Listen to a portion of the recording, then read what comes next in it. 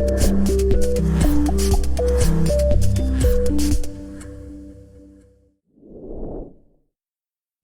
my name is John Biddle. And my name is Sam Biddle. And welcome to the podcast I hate this book. where I read my book, Hypnos. To me. Who hates it? She's going to especially hate it at the end of this one. No. What, the book or the chapter? The chapter. At the moment I've got the giggles because that intro was shite. Well, no. Okay, it's good outtake though. So, why are we doing it early? I can't remember. We're actually recording this quite early. On a Friday. On a Friday. Because I've decided to work tomorrow. Literally being kicked out the house to go and work. I've been home for 4 days. Weeks. 4 weeks. It's not like 4 days. You just need some space. I know. Well, no. I mean, I've just got things to do, so it doesn't matter whether you're here or not. But it does mean that I can do those things with my trash on the TV, and out without you going.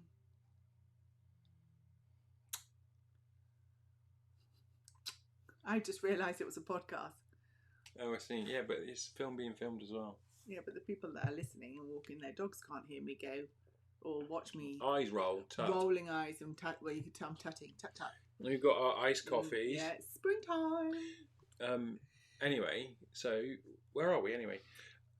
I've forgotten what I was going to say. You're just being too controlling. I don't think I'm controlling. Yeah, I think you're a little bit. Not controlling as in you Dictatorial. can't go here and you can't go there, but you are. It's not. Yes, but you are. You aren't controlling, but you're directional.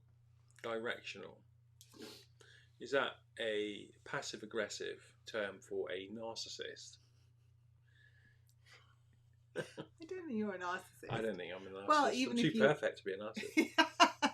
If you were a narcissist, I wouldn't be. No. It wouldn't be working very well on me. It wouldn't be. You've chosen the wrong victim. Oh, yes, I would. You're not very good narcissist. I'm a slow burner. I'm just waiting for the right time to pounce. It's been 30 years. I'm a very patient person. Very patient person. Mm. What exactly would you do if you were pouncing? What, in terms of narcissism? Yeah. I don't know, really. I'd probably hide the car keys and say that you hid them or something. I don't know. Oh, so you gaslight. Gaslight, yeah. Oh. Probably. You don't do that now. No. If I do, I forget. Sometimes I do wonder. Really? No, not that you gaslight, but sometimes you tell me things that I know hasn't happened. Hey? Like, I'm sure it hasn't happened. Some of the things you say. What, like this morning in the car? What was it we were talking about? I can't remember what we were talking about. And I distinctly remember telling you about this. And I can't remember. And you goes, oh, that's a surprise, blah, blah, blah, blah, blah. So I actually remember telling you 3 weeks ago. And I can't even remember what we were talking about. I can't even remember. You're making that up. I know, no, seriously. I'm not. Remember We pulled up. No, we were in the car. We pulled up. Today? I think it was today. When did we walk the dogs yesterday? No, it was this morning. We pulled up outside the house and we were having a conversation about something.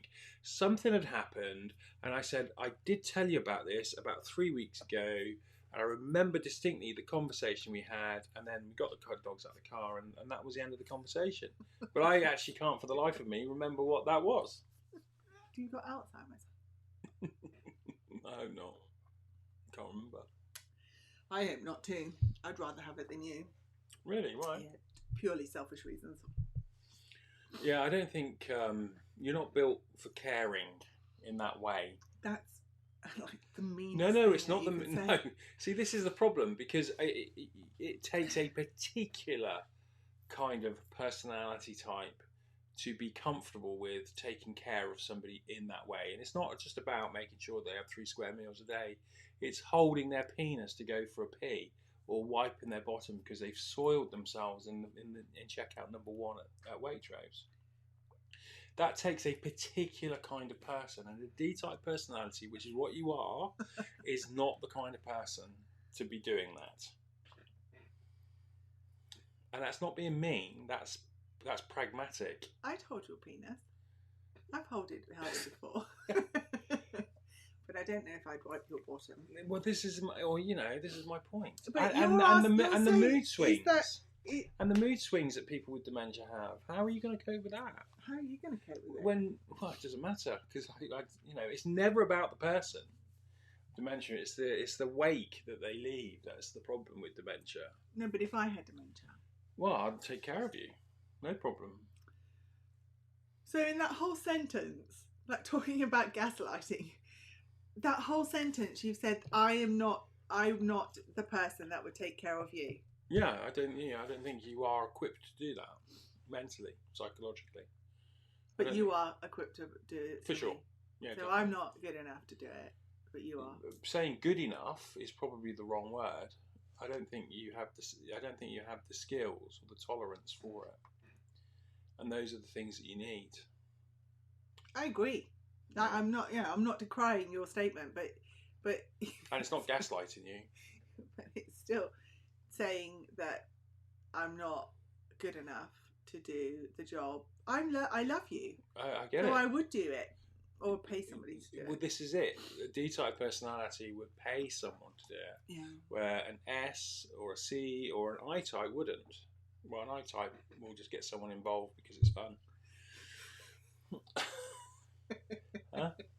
True. I mean, yes, I totally agree. I mean, I've decided that neither one of us is going to have dementia. Again, D-type personalities made that decision. It's never going to happen. Although, actually, I'd have it. I'd be okay with that. Well, I'd be okay with it. What with you? I would be okay with me having dementia. That's yes. The whole thing about dementia. It's never about the person. No. Because they can't remember, and it's sad for them that they can't remember their children or their wife or whatever. But they can't remember that, but everybody else can remember. What's the difference between dementia and Alzheimer's then? Well, it's the same thing. Dementia or Alzheimer's is dementia that was named after a guy called Professor Alzheimer. Oh, so it's the same thing then? It is the same thing, but there's a big spectrum of dementia. So you have vascular dementia, you have geriatric dementia.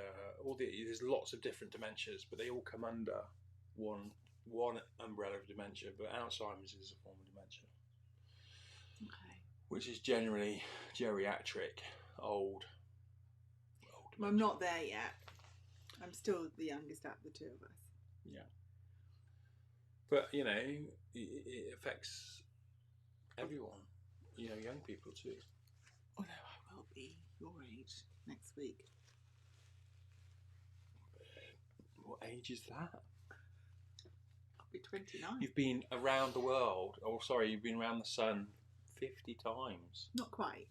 50 times in a week's time. No, yeah, it's a week's time. 50 times in a week's time. No, so this time next week, I'll be 50 in a day. Yeah. How does that feel? I can't get over that I'm 50. I used to remember when I was 20, I think 50 was so old. Our closest friends, they're nearly 60. They're not, only just winds them up. But they're mid-50s now. No. When I text Wendy about your birthday and stuff a few months ago, she went, OMG, she's finally 50. I've been winding people up about them being 50. I'm the youngest out of everybody. Yeah, but we can move into the 60s now because Steve and Wendy are nearly 60. So we'll just start talking about that. Bus passes. I can't imagine being 60. Well, you know what? You've got 10 years yet, so you don't need to imagine. I know. I can't imagine being 50, to be honest with you. Well, get used to that because that's next week. It's crazy. You don't look it. I don't feel it. You don't look it at all. No, I do wonder how long I can actually sport this red hair. Like, can you sport it as a 50-year-old? And people go, oh, she's an old lady and she's wearing red hair. Are we old now? I don't know if we are. I would think we're middle-aged. I don't feel old. But you see, I'm not being judgmental or anything, but I am about to be judgmental. Not about you don't want to be judgmental, but you're going to be judgmental. I am going to be. But you see these older ladies. How old? Well, they're evidently old. I have no idea what their age is. but they wear young clothes. Or What, they like, might have a like a dash tight of shirt, tight a skirt dash of sort of thing. green in their hair, or they're just, but they don't necessarily go with. How can I say this without offending people? I'm going to offend. So they might wear younger clothes. They might have a I don't know, funky coloured hair and stuff, but they do nothing else. Like what? To support the look. So they want to look a certain way. It doesn't matter about their age, about them looking a certain way. Absolutely. Hello, I'm nearly 50. But In dungarees. But I make an effort all the way around to support the look. I mean, this is purely look, not attitude or anything like that. So in my heart and in their heart, they're probably young and whatever, but they fall short. Okay. It frustrates me. Because I'm like, if you want to go and do that with your hair and you want to wear clothes that are for a 20-year-old, great. Absolutely. But do something else with the rest of you. Style your hair. Put a little lipstick on. Smell good. Smell good's a big bonus for me, big plus for me. But am I being judgmental? Yes, you are. Okay, let's cut this bit out then. I think people, as I've got older, in my wisdom of age, I don't really give a shit about what people look like these days. Hello, I was walking with white socks on and trainers and shorts. I know, I was walking with you. And I felt okay. You did, but I don't care what other people look like. I really don't. And I like the person. They've got to go for the whole kit and caboodle and not just bits of it. But I think so. If you're going to do something, do it properly. Do it 100%. Go into it without like tiptoeing in because it looks rubbish. Agreed. I don't think that's a bad statement. Oh, I wonder. I don't. I think I would never personally go shopping Burns. I would never wear a pair of jeans without socks and a pair of shoes because I think you look like a complete bellend, and that's an age thing. Yeah, but then on the other side, I've seen you wear things that really, white socks, grey socks, like white socks and shorts. Okay, grey socks. It just reminded me. It looked like you were at school. All you needed is DAPs. Grey socks and DAPs. I thought the grey socks would be a little less innocuous. I thought they'd be more innocuous, sorry. And, white socks are fine.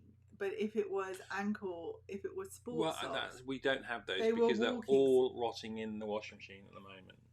They've been in there since Sunday. 14 pairs of them. For the fourth time you've told me that. So chances are you will eventually put the washing machine back on. I'm going to do that today because I've now decided to go work tomorrow and stop people from dying in Southampton. I'm worried about my statement now. I wouldn't worry about it. Let's see what everybody else says on Facebook. Don't. Because it's not. I say these. I think you're right in what you're saying. Yeah, but I say these things and it comes out wrong. It doesn't come out wrong because I'm so not forward thinking. I'm so straightforward with my words. I don't give it. I don't. You've not said pull my punches. You've said nothing wrong. You are right. Oh. No, I don't think what you've said is wrong. Like if you're 60 years old and wearing a boob tube in a tight skirt with your meat flaps dangling underneath it and a pair of stilettos, that's a wrong look, isn't it? Well, no. That's a good look if you can hold it, but everything needs to go with it. Yeah. Your attitude needs to go with it. You need to turn up with you. All right, you've got that whole look, and you go to the supermarket, and your hair is greasy, and you haven't done anything to it, and you've actually got old makeup underneath your eyes. Well, that's kind of like a lot of the people that I'm going to see tomorrow would be like that. So get up, wash your face, wash your hair, or put it up, and then just stick a little bit of lipstick on. That's all you need to do. Not lipstick, that's very old-fashioned, but mascara or something. But just present yourself in a way that you want to be received. I don't think that's necessarily an age thing. I think that's if I want to be received in a certain way. So, for instance, professionally, I've got a couple of interviews today. So I'm not going to turn up with my hair like it was this morning, which was super greasy, and I hadn't taken my makeup off last night, and I'm not going to turn up to these interviews with greasy hair and second day makeup. No. Well, you never take it. You always take your makeup off. I didn't yesterday. Did you not? No. I didn't notice. I was Always asleep tired. anyway. I didn't notice when you were sleeping in bed. Well, no, because it wasn't halfway down my face then. It was only halfway down my face when I went in the shower to wash it off.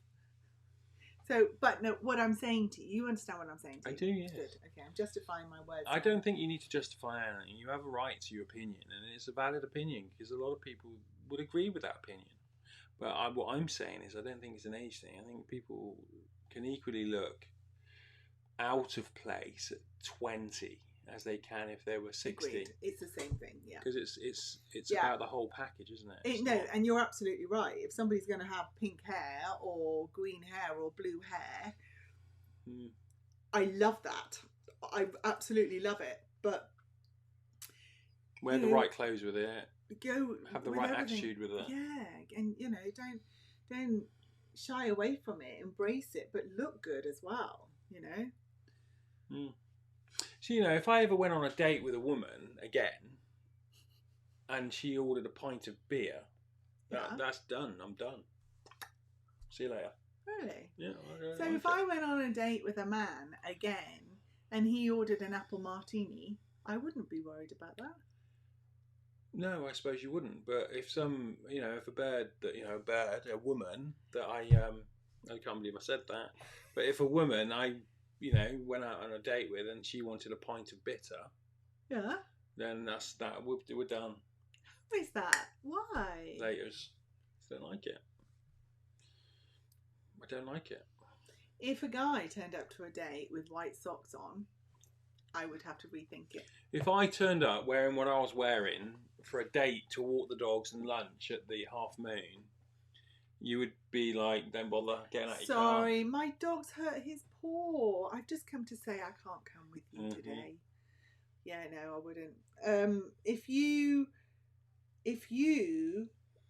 right, so we're in the bedroom and it's a first time and we're all getting like romantic and then you decided to leave your socks on, I would actually stop it right there.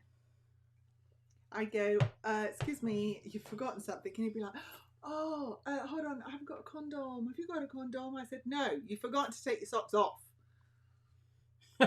Condom on, socks off. So socks overrides the condom. Yeah, socks definitely overrides condom. Oh, that's disgusting. Can't cope with that. No. What would you in the bedroom? What was your absolute no? Oh, hairy minge. So shallow.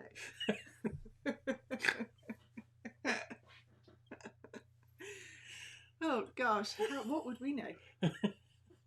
What would we know? Anyway, should we go to the book? Yeah, I better. I'm worried about my comment. Oh, I don't worry about your comment. We'll just bum it out and we'll just see what people say. Yeah, well, okay, let's see. Maybe you cut it out, see how bad it sounds. Well, I'll see how bad it sounds. But anyway, look at my injuries. All good now. They don't want to look at your injury. This is a podcast, babe. But yeah, people see it on the thing, though, don't they? Okay, let's get to the book. So this is chapter 4 of Hypnos. I can't remember. So Jamal is at this big house somewhere in the country. He's met some dude that he sort of like managed to do a deal with him. We didn't like the chapter with Alex seeing her therapist. No. Okay. So are you going to go backwards and forwards with Alex and Jamal? Is it like one chapter one? Yeah, kind of. A little bit like that. Yeah. A little bit like that. Is that? Do you not like that? Yeah, no, I have. I'm reading a book like that now. Okay. Where it's the boy and then the girl, then the boy, and sometimes it's two of the girls and two of the boys. It's not exclusively like that. It's not like a model I follow, but that's just how this is panning out. I can't really remember the chapters as we go. Okay, I'm comfy now. Ready? So this is chapter 4 of Hypnos. Alex found the entrance to the club. It was late and the heels weren't her thing club? either. Where was she going? We'll explain. We'll get into it. Did she leave that? Oh, I can't remember. She's been told by her therapist to go out and have some fun. Oh, yes. Okay. But she's also looking for her daughter. Okay, yeah. Oh, God. This is one of those clubs, isn't it? Yeah. Fuck. Oh, God. This is going to be a difficult chapter. I did warn you. When did you warn me? See, this is not me gaslighting you. I literally said it at the beginning. This is going to be a tough chapter. No, you didn't. Right, I'm going to literally show you. When I edit this, I'm literally going to show you who hates it. She's going to especially hate it at the end of this one. No. What, the book or the chapter? The chapter. I said this is going to be a tough chapter, and you pulled a face, and then we carried on talking. Alex found the entrance to the club. It was late, and heels weren't her thing either. They were already biting the arches of her feet. She grabbed the wet wrought iron rail and headed down the steps. 3 men watched her come down, and she took extra care. One slip and she would have been on her ass at the bottom. Her angel card that morning said she needed hope, and that the universe wanted her to have her heart's desire. As she clumped down the steps in her heels, the only hope she was feeling was agony. The card also told her to ask her angels for help in finding what she wanted. So when I go out as a woman. All right. So now I love heels, but I can't really wear them. So if I was to go out now to a club, for example, I would probably go quirky because I'd have to wear flats or trainers of some description. As a man, what do you prefer to see?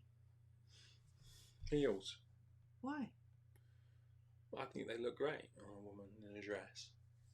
In a dress. But it was a revelation to me that you wanted to know where someone's wedding was, because if the wedding was on grass, it dictated your shoes, and I was like, why does that matter? And then we went through that whole thing that if you're in grass, in stilettos, you have to literally be on your tiptoes all day. I never realised that. Yeah.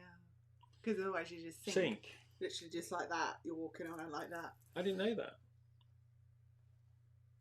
Well, this doesn't come into my thinking.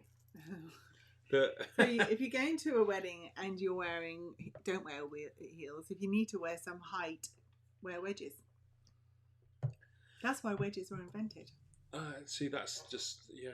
I remember that being a revelation to me. I didn't realise, but anyway, that doesn't matter.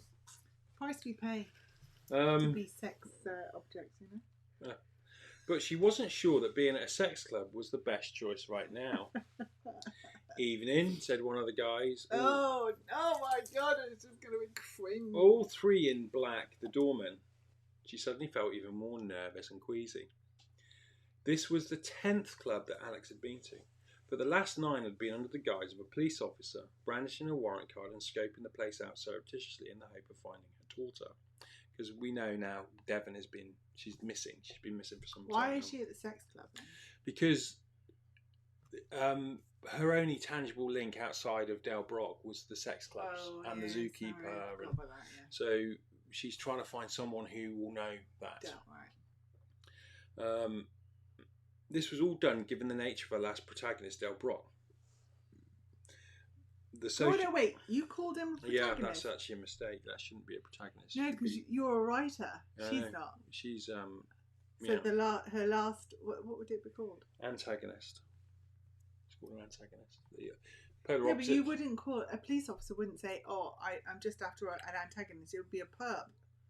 Or the equivalent English version of a perp. Yeah, but I see what you're saying, but I'm not... I don't think it's still a mistake, so it doesn't matter. I was hoping you weren't going to say anything. I don't like the chapter, so I'm going to say a lot. All right. We haven't got much time. That's fine. We can stop halfway through. No, it's not about stopping halfway through. It's about finishing this before 60 minutes. Anyway, it doesn't matter. Let's get on with it. You've fronted clubs like this in the search of a newborn young girls to dominate and use. Pragmatically, Alex felt that Devon was heading for the scene in a capacity Alex shuddered to think about. Alex wasn't used to going out, no real social friends, and she could escape too. The clubs oddly seemed a great place to meet people that struck her as being honest and open. Hi guys, Alex said. Just you then? The same guy asked. Alex looked over her shoulder. I think so, she answered. It's a busy night in the club. You look after yourself. Any strife, look out for Alfie or Baz. He points, so you don't get, you must have, all doormen, they've got either a Gary or a Baz on the door, haven't they? So what, do they have like name tags and says? Well, they wear them on their arm. Oh, I don't know. Yeah. I don't know. I haven't been to a club in years. Well, even pubs now. The only time pubs I last in town saw, have doormen now. I was in Spain. I went to a restaurant who had a doorman.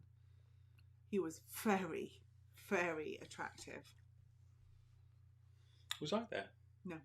Hmm? When was that then? I was working. No, when you went to Madrid? Yeah.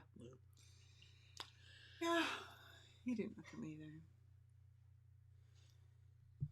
There we are. He pointed to the guys and smiled. They'll sort you out, okay? Take no nonsense either. Remember, no means no. I'll bear that in mind, Alex said. She felt good in her tight jeans and nice top, and a little light makeup too. She remembered to show a bit of cleavage, the red heels that were to die for. Alex never really understood the heel thing until she put them on. She strutted like she was in The Devil's Wear Prada. She felt invincible. She stepped into the doorway and entered the club, and a small Chinese lady was sat on a stool behind a desk. Just the one? She asked, without looking up, flicking through her TV Times.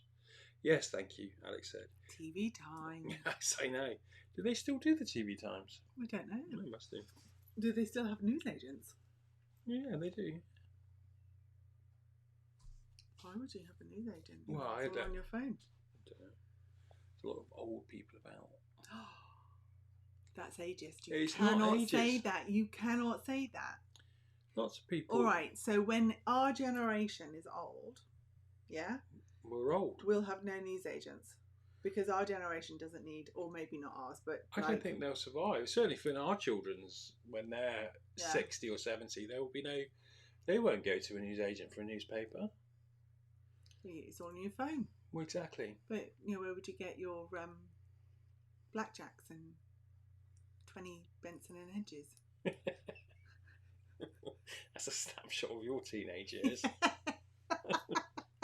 Oh my gosh. Well, 10 Bensons, not 20. Iceland do. Listen, Iceland do ice creams that are fruit salads and blackjacks and those banana fluffy things. Those banana ones? And Parma Violet ice creams, ice lollies. I'm sure I like that one. No, me neither. But I think we should go. Blackjack for sure, and fruit salad. Yeah. Like after this, we should go get some. Anyway, back to the book. Want a towel? The lady said. No, thank you. Want a towel? The lady looked up. You been before? Nope. First time. I brought my own, Alex said, holding up a clean, crisp white towel. Ah, you clever girl. Dressing room first on left. She went back to reading her magazine. Alex was told on the few occasions that when you go to a club, always take your own towel. The ones you get at the club are worn out and are not often cleaned properly. Alex was told on the few occasions that when you go to a club, always take your own towel. The ones you get at the club are worn out and often not cleaned properly. Plus, they're always a little too small for the women, making them more revealing. The row of off-white chewing gum coloured towels paid dividends to that nugget of advice. Alex entered the dressing room. It was small, and a couple who Alex took as a husband and wife were there, already in a state of nakedness. Ooh. The woman had broad Northern Ireland accent, and it stood out to Alex as she had served multiple tours with the Royal Military Police in the province. Her husband was much shorter, but well stacked. They looked good together.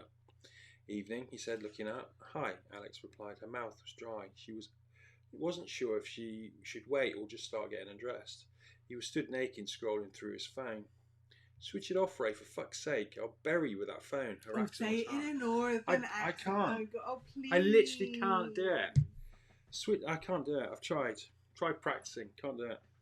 Her accent was harsh, abrasive, but at the same time, gentle. Alex liked it, and the lady threw a glance at Alex. She held it. Alex too. They smiled. Ray looked over his shoulder, clocked Alex. He smiled and threw the phone into the locker before turning and walking out naked. The girl quickly followed, and Alex was alone. I'm not that brave to walk around. I can walk around naked in the house, but to walk around naked... Remember when we went to that sauna in Germany? There was that big sign that said, no clothes allowed. Oh, yeah. No. And I was like, no, I'm just too English. We turned back round.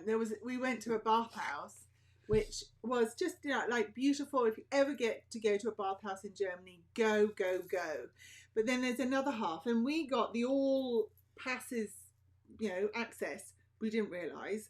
And they said sauna, you know, and all of those things. So we thought, well, we'll come out of the bathhouse, go across the corridor through these big glass doors, opened it up, and there were all these people walking around naked. So John's like, I'm not going naked, I'm not going naked. And I'm like, okay, that's fine, I don't mind not going naked. Although I would have gone into the sauna naked with just a towel. So you weren't going to go naked. But then as we went down into the sauna, there was this huge sign across the We weren't allowed anything. Yeah. Nothing. Nothing. No clothes. No towels, nothing. Nothing. So John literally looked at me and just went, no. Going back to the pool. Bye.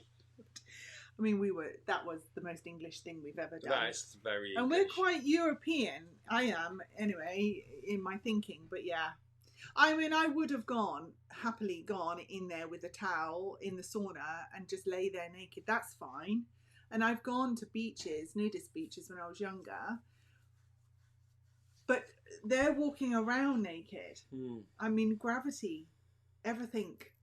That girl, whatever her name is, I bet she's all pert and pretty. Yeah, no. But me, I mean, I had to go downstairs to take Bertie downstairs. So I got out of bed because he wasn't listening to you. You were a bit worried he'd bite you again. So I had to get up and go downstairs. But I saw myself in the mirror and I was like, should have put my dressing gown on. And that's in front of you.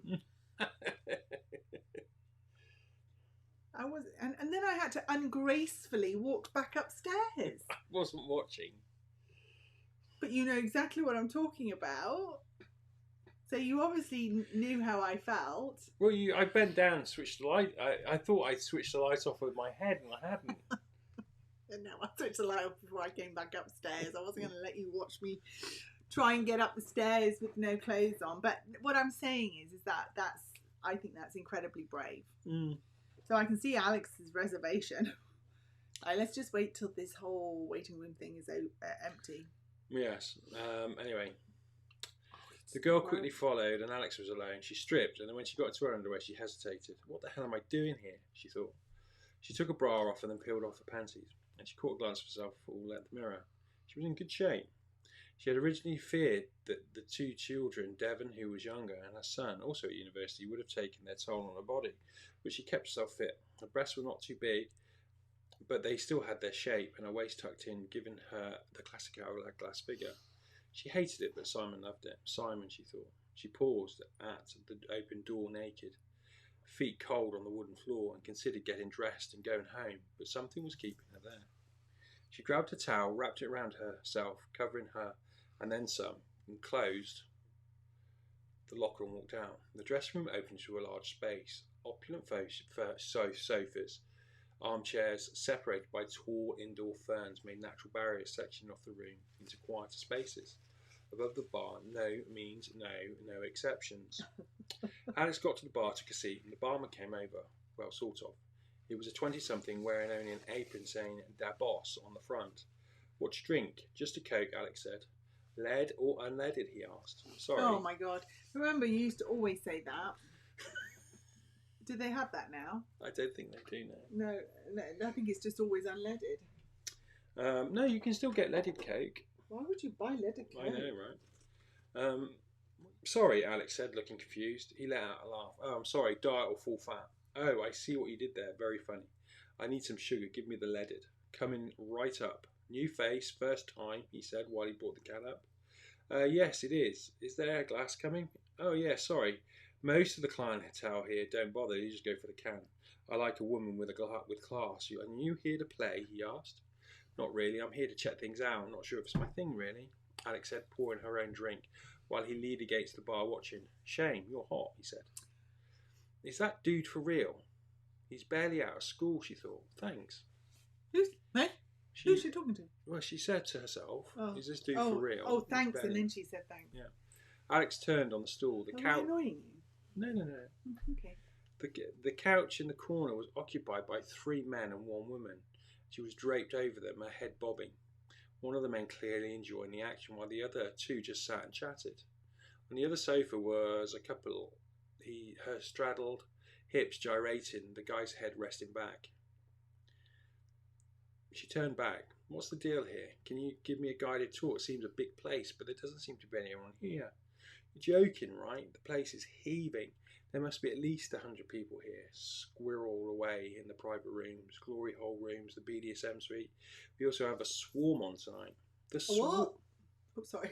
The swarm, Alex asked. Yeah, I've done it once. It's awesome. I might do it tonight again if my boss will let me out,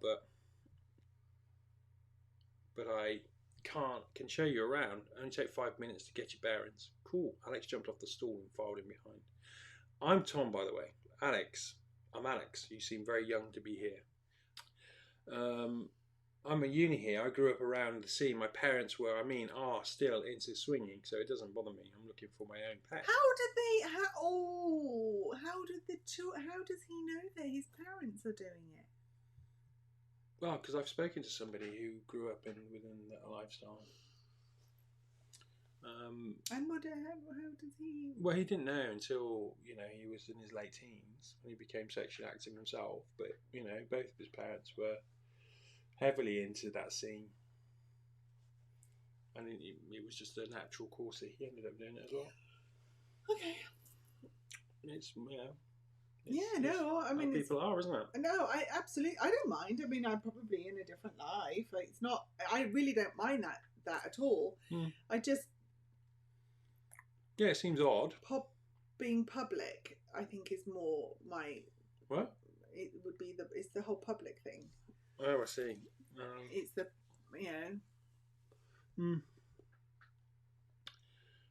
Okay, pet.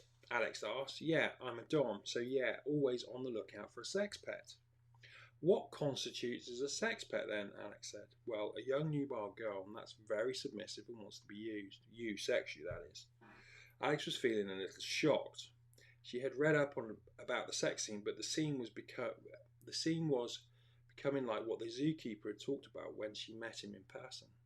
The sex scene was evolving at such an alarming rate, the need for labels was insatiable. Is there such a thing? Alex asked. The glory hole room, a bit busy in there. This is the glory hole room, a bit busy in there. Alex peered into the room and it was packed with a combination of women and men. The next room was the freestyle room, and it was a series of beds where people were swapping and sharing each other. Again, the room was rammed. Hardcore heterosexual pornography was being screened on a projector.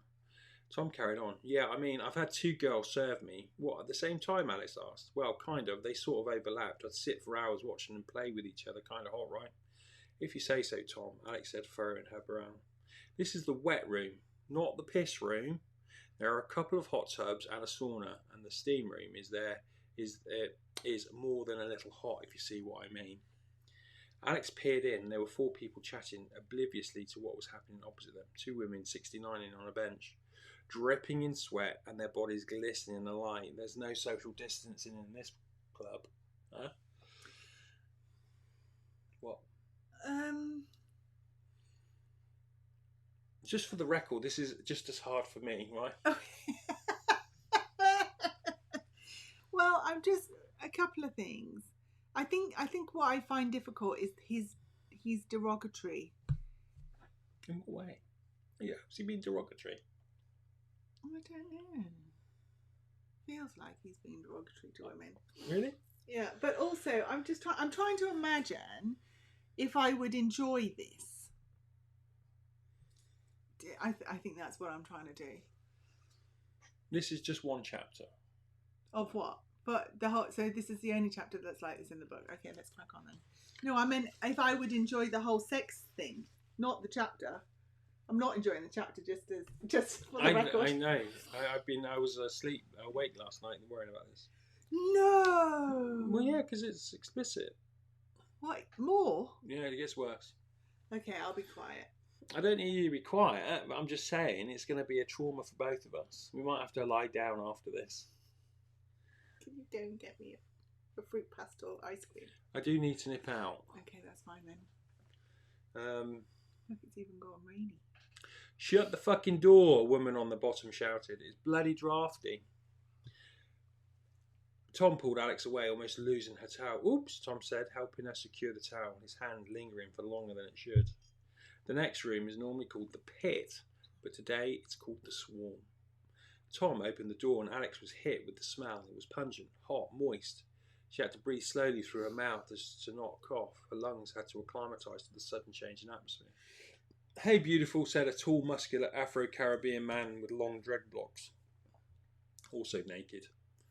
Bangles on both wrists, rings on every finger. This is Trey. He looks after the swarm. I'm not going to do an Afro-Caribbean accent. I want to know what a swarm is. Okay, we'll find out in a sec.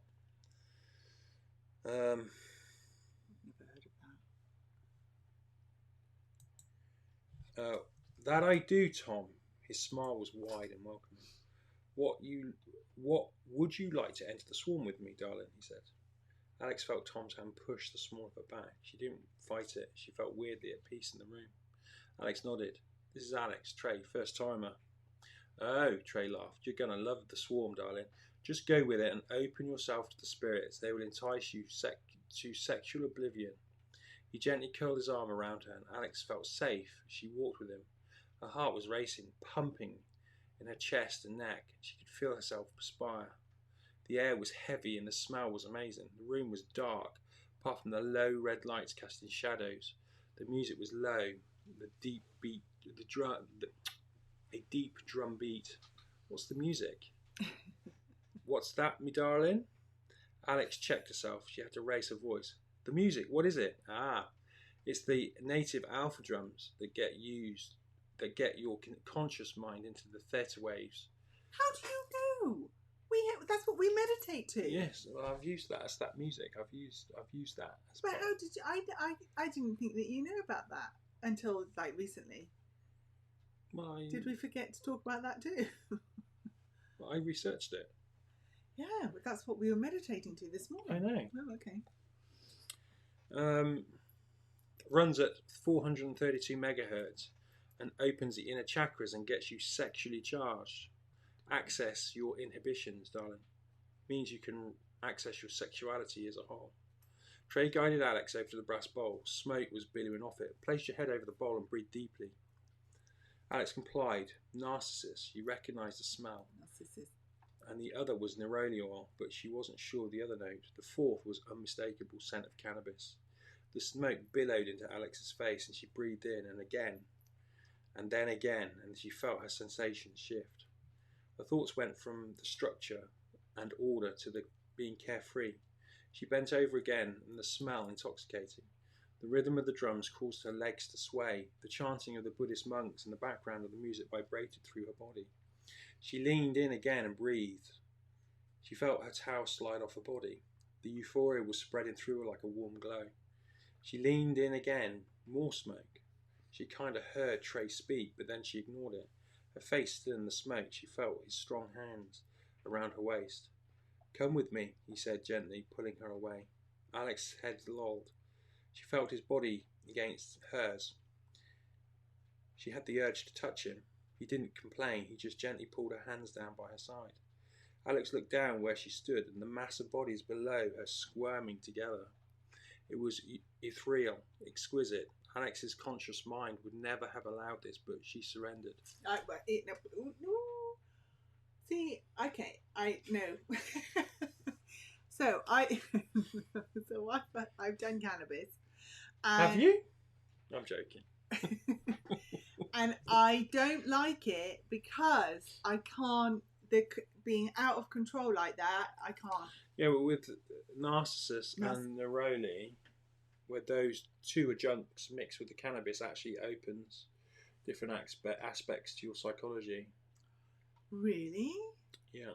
Okay, that's really interesting. And it gives a very high aphrodisiac effect. Huh. I now want to try that. Does it? Yeah. Why didn't you tell me about that? Your sex drive's big enough, babes. I like that. Okay. Okay, that's interesting. Ow. At that moment, her conscious mind gave in to the sensation she was feeling. Trey started rubbing her back with warm oil. In a trance-like state, she enjoyed the big Caribbean tonic. He turned her and continued to wipe her breasts, legs, abdomen. He placed his hands over her vagina and her head lolled back, his strong hands catching her unsteadiness. Alex was wet, and the man's hands strong and powerful on her femininity. She parted her legs to invite him further. "Oh no, darling, I ain't here for that. You go and find that in the swarm." His smile was broad and friendly. He made her sit on the warm, wet floor and then gently guided her into the swarm of people. Her body disappeared into the abyss of sexual ecstasy. She drifted in and out of consciousness as she felt a woman's vaginas, men's penises, breasts of varying shapes and sizes and softness. Her femininity was probed, her clitoris fondled, rubbed, kissed, licked and sucked. She came twice, her body racked in complete ecstasy. Then she found the lips of a woman, her breath sweet and warm, and her lips were full and her tongue probed her mouth. Fireworks exploded in her head. She gushed between her legs as the woman inserted her fingers into her vagina. The drumming and the chanting was coursing through her Alex-like electricity. She hadn't experienced anything so profound. The only people in the world right now were Alex and the mystery woman. She felt the oneness she had never felt before. It was as though the rest of her body had been missing, and at that moment she was complete. She didn't want this moment to end, ever. So I'm thinking, oh, do you know what? That would be a really nice. I would like to try that, but I know that my brain would never let that happen. Well, her brain would never let that happen, but that's why she. But I don't think I would be. You know, like you go to a hypnotist and they say only certain people can be hypnotized. I think I'm one of those people that can never be hypnotized. That's because you're a D-type personality. Well, as is Alex. She is, yeah, but she's. So She's also very stoned. Yeah, that's what I'm saying. I would like to try that. What, the stoned bit or the swarm? I don't know if I'd like to try any of it really, but if I'm thinking, I'm sat here thinking. I think we need to get our R number quite low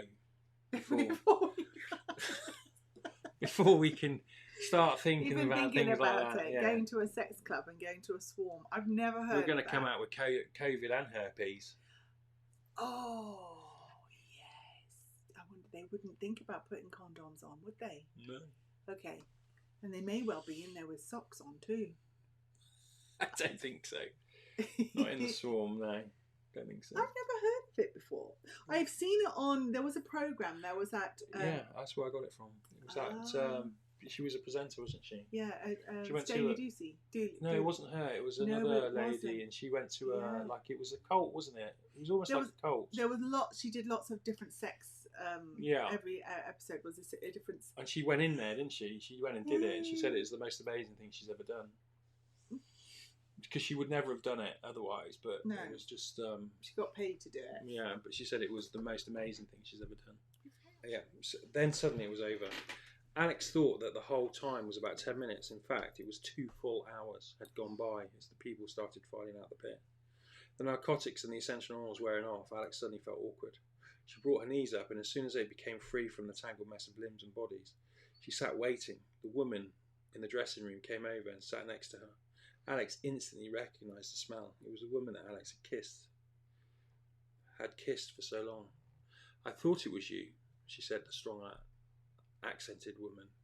She was stunningly beautiful and her body muscular and toned. "What was all that about? Bejesus, I've never kissed like that. I've never been kissed like that before." Alex smiled, cocked her head and rested on her hands. She shrugged, feeling a little coy. "Come, let's go for a shower and a drink." The woman helped Alex up, and they followed the crowd into the shower room, and the shower was communal. It didn't matter though. People were chatting, counting the 2 hours of the swarm. Alex got under the free shower head and warm water rinsed all the sex and oil off her. She didn't feel anything other than the exuberance of what had just happened. Her inner glow was now blazing, and then she felt the hands on her. The smell of lavender filled her nose. Do you know? So a lot of people have said to me about the, like, obviously Harvester was there was explicit things in Harvester, but this is explicit to the extent where it's experienced. So there's a lot of people that have said to me about, like, I wonder how John knows about the sex scenes. So now I can see what they mean. I'm thinking, how do you know about the sex scenes? We've never had showers, communal showers. So is it just like, did you read books or? Yeah, I've been speaking to people online and stuff that do this. Alex got under the blah blah blah blah. Where are we? Lavender filled her nose. She turned and the Irish lady was washing her down. She stopped, looked at Alex. Do you mind if I do this? She asked. Alex shook her head and turned. She loved the connection. The connection was different. In the swarm, the feeling was like dynamite. Right now, the feeling was like a low current of electricity running through her body every time the woman touched her. The woman washed her down, her hands cleaning every inch of her, even her feet and toes. It was as though she couldn't get enough of Alex. Swap, said the lady. Alex jolted out of the moment and took the soap when the lady turned, grabbed the back of her long hair and moved it to one side. Alex started to clean her, and the low current running through her again, her tummy doing somersaults every time she felt it. She copied the Irish woman, and then when finished they stood staring at each other. It took a few moments for them to realise that the room was empty. The Irish woman looked about, and then smiled at Alex. She could feel her penetrate her soul. She felt as though she had found something very precious in her life. It was inexplicable, beyond rationalisation, yet it felt so right and perfect. The woman smiled again. No words needed to be said. She guided Alex over to the tiled ledge coming out from the shower wall. Sitting Alex down, the woman kneeled at her knees and she placed both hands on them, still smiling at Alex, right in the eye. Not even Simon looked at her like that. Alex didn't need the encouragement. She'd never had sex with another woman. She parted her legs and shifted her bottom so she could lean back. Sweet Jesus, just look at that. It's so beautiful, the woman said, and then buried her head between her legs. Thank fuck that's over with. So, Okay. so how do you feel? Relieved. Why were you worried about reading that out? Well, because it's, sexually explicit. But we've been married for 30 years and had all sorts of sexual escapades. It's to those people. It's vocalising it. Yeah. Now I'm wondering how you know all of this. Well, you know how I know all this. No, not in a jealous way. I know that. But, like, that... Well, I'm an author, so I've created that narrative. Yeah, but did you read, like, some of the books I've read have been like that? No, that's created myself. But I've created that from evidence. Ah. From people that I've spoken to and interviewed, and so OnlyFans is a great source.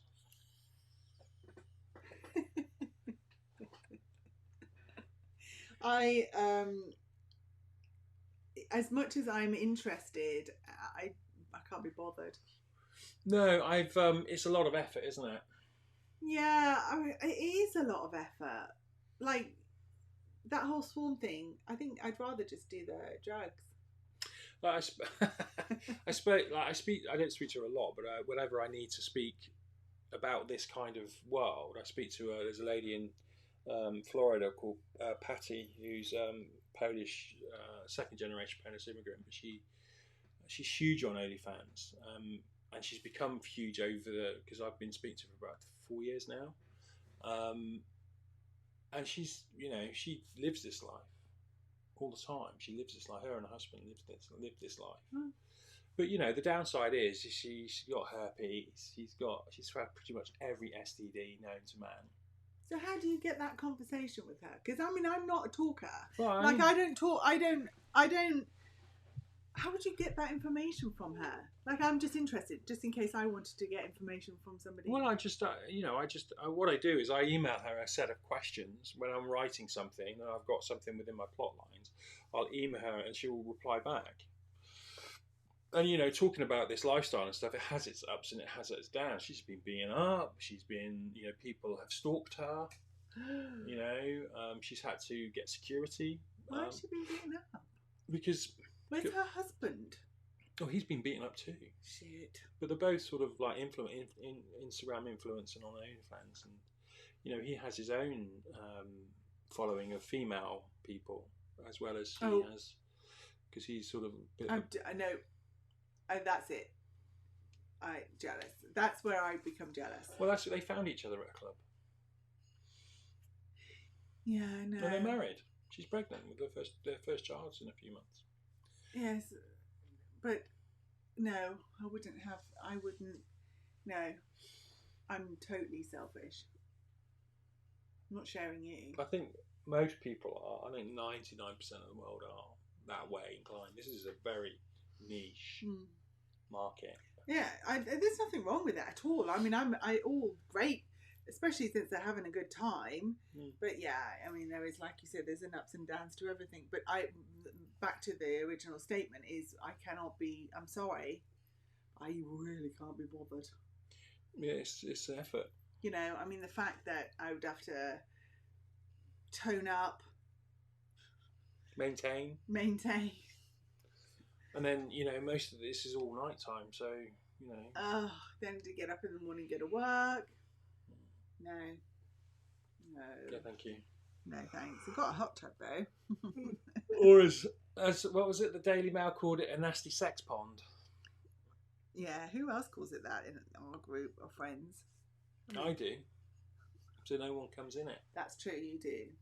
Yeah. I tell everybody that we have sex in it all the time. That we're in it naked. So we are always bonking in it, and you may get covered in something. So no one's. But by all means, go in if you want. The neighbours used to go in quite a lot, didn't they? Yeah. But when I started referring it to as the nasty sex pond, they stopped. But it's only me that goes in it. Well, at the moment, yeah. Well, you go in it so early, and at night time, I just can't be bothered. No, well. But that's okay. What have you done today? You've put your books on Kindle Unlimited. Woohoo! Careful, that's a ring. It's a smooth one. It's still prominent, eh? So, Kindle Unlimited, you have got some true crime. True crimes on Kindle Unlimited. It should be out. Well, it'll definitely be out by tomorrow. Albert Fish and John Wayne Gacy is available on Kindle Unlimited. So if you're a KU subscriber, i.e. if you pay to Kindle Unlimited, you can tap into that and have a read. Which is exciting, isn't it? It's very exciting. And not only that, but book sales are good. I think I've had my best week this week ever. Yeah. We're nearly there. We're nearly there to getting a new pair of dungarees. Nearly there. I think we're a few weeks off that. £48. Oh, well, we can buy 2 pairs. Yay! Careful, ring. You could buy 2 pairs. Yay. Okay. So anyway, so if you head over to Kindle Unlimited, link will be in the show notes.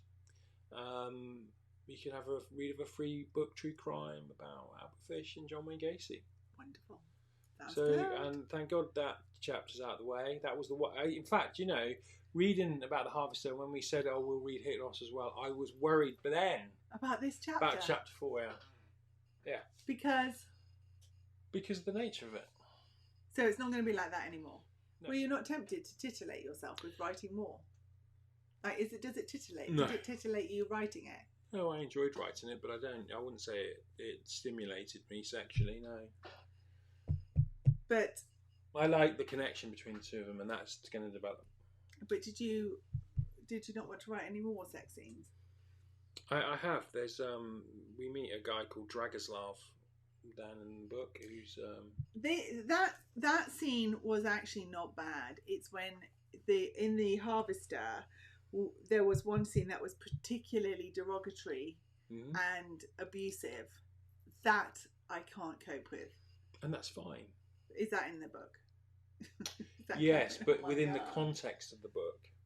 Within the context of the book, we meet a guy called Dragoslav who's a real piece of shit. Yeah, we meet this chap. He's just not very nice at all. Okay, all right. He will rear his ugly head in about 5 chapters' time. Okay. I don't know what's the next chapter. Hold on. Why are you shaking? We're still in the sex club, but they're at the bar chatting. Okay. And that's it. So, should we knock it off? Yep. Thank you very much for listening. And don't forget, don't judge a book by its cover. And stay frosty. Bye, guys. Bye.